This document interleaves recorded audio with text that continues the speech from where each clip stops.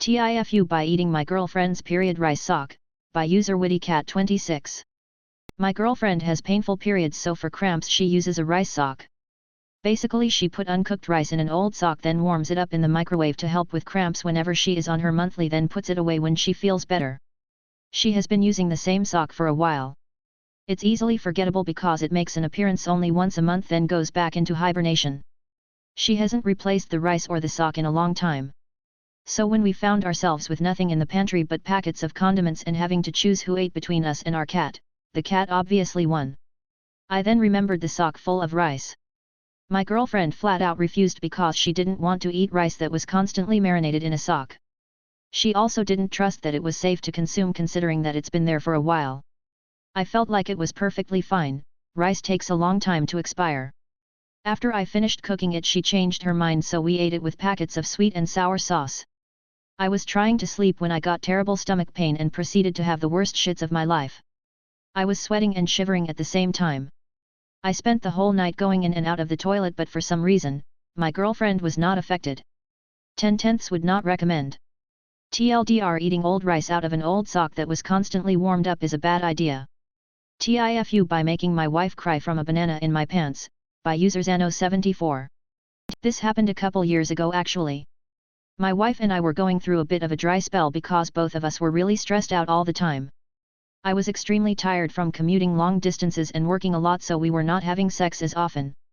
At the time she was in grad school, and between grad school, work, homework, and working in a clinic she was absolutely physically and emotionally drained.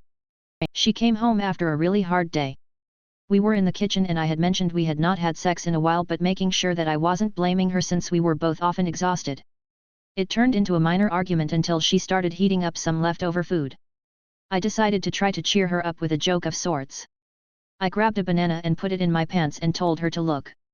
She got really excited at the supposed erection in my pants until she pulled my pants down and I went ta-da, only for her to see a banana. Immediately she started tearing up and began crying her eyes out. All the pent-up stress she was going through released at that moment.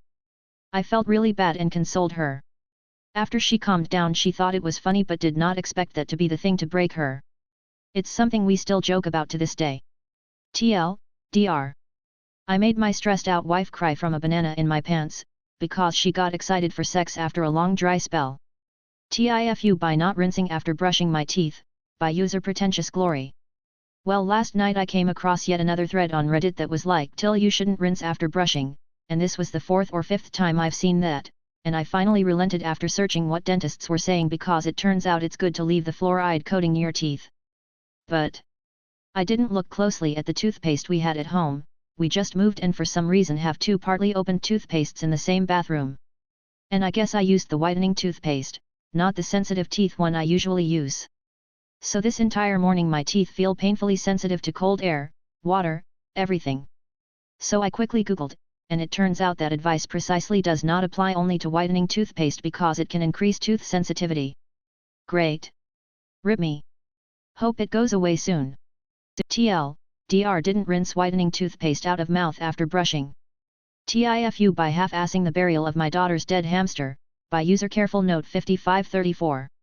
So about a year ago we got a hamster for my 9-year-old daughter because she had been begging the wife and I for weeks and she had proven herself mature enough to own one. So we drove to our local pet store and bought her a hamster. She loved it, and would play with it every day for like 2 months. She would even feed it and take care of it. Us parents didn't really have to do much, which was a very pleasant surprise. That was, of course, until about 2 months of the hamster, and then my daughter got a bit bored of it. She still loved it, but I was the one who ended up feeding it. So naturally, when it sadly passed away 2 weeks ago, I wasn't exactly distraught. My daughter, however, was. But of course I felt terrible for her and was willing to do whatever she wanted in remembrance of the hamster. Her idea was to bury it in our yard, which I had no problem with. We laid the hamster in a shoebox under a tissue and said our last goodbyes. At this point in the story it is important for me to inform you that I have a dog. But, as I was digging this hamster's grave, the dog did not cross my mind. I dug a hole a little over a foot deep, packed the dirt back on, and my daughter put a wooden cross over it as a tombstone and we walked back inside. Fast forward 2 days and my daughter didn't seem very upset about it anymore. That was until the very next day, I was cooking dinner and happened to notice out of my kitchen window that my dog is aggressively digging in our yard, right where the hamster was. To say that my heart sunk would be an understatement. Obviously I knew exactly what was going on, but I didn't want to make it obvious because I figured it would be best for everyone if I just went outside, yelled at the dog, fixed the grave, and no one ever knew. So that was what I attempted to do, but my daughter's curiosity got the best of her and she looked out of the window. So I'm yelling at the dog and assessing the damage as my daughter and wife come running out the door towards me. Now, thank God, I don't believe that the hamster was harmed, but there was a hole in the box, so I'm not sure. As swiftly as possible, I kicked some dirt onto the box nonchalantly so that it covered up the hole before my family saw it. My daughter was bawling. "Honey, look, he didn't even reach the box, the hamster is fine," I tried to say in the most reassuring voice possible. But she did not care. Nothing was going to cheer her up in this moment. That's when the idea that should have struck me the day prior, finally struck me. My dog has a shock collar invisible fence that prohibits him from going in the woods. I suggested that we bury the hamster in the woods instead so that this wouldn't happen again, and I also said something along the lines of, "That's where the hamster would rather be buried anyways, don't you think?"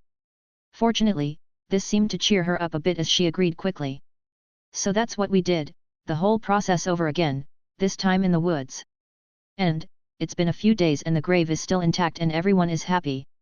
But nonetheless, I feel like a horrible father, so I could use some reassurance. Our daughter's hamster died. I buried it shallow in the middle of the yard and my dog dug it back up, causing my daughter to be even more hysterically sad during a time that was already hard for her. TIFU by picking the wrong Halloween costume to match my wife, by user Trigrappy. First, the obligatory "it wasn't today." It happened on this day in 2016, but my wife always reminds me every year. My wife is a Turkish Sunni Muslim. I was active duty US military. So that's the context. Just before Halloween, 2016, my wife decided that she and I should be in theme that year. She decided on a Jasmine, like the Disney princess from Aladdin, costume. It wasn't the kitty kind, as she looked more like a sexy belly dancer than a Disney princess. So once she gets it and puts it on, she tells me that I need to hurry up and order mine. I asked her what she wants me to dress up as, to which she responds, "I don't care as long as you are in theme with me. I'm an Arab princess." In hindsight, an Arab Shiak, Aladdin, etc. would have been a better choice. I picked a crusader costume, all white with the red St. George cross, chainmail, and a sword. It showed up the day before Halloween, so it was too late to change. We went trick-or-treating with the kids all night. It got a lot of laughs. Unfortunately, none were from my wife. So, I feel like in a court of law, I clearly met the requirement.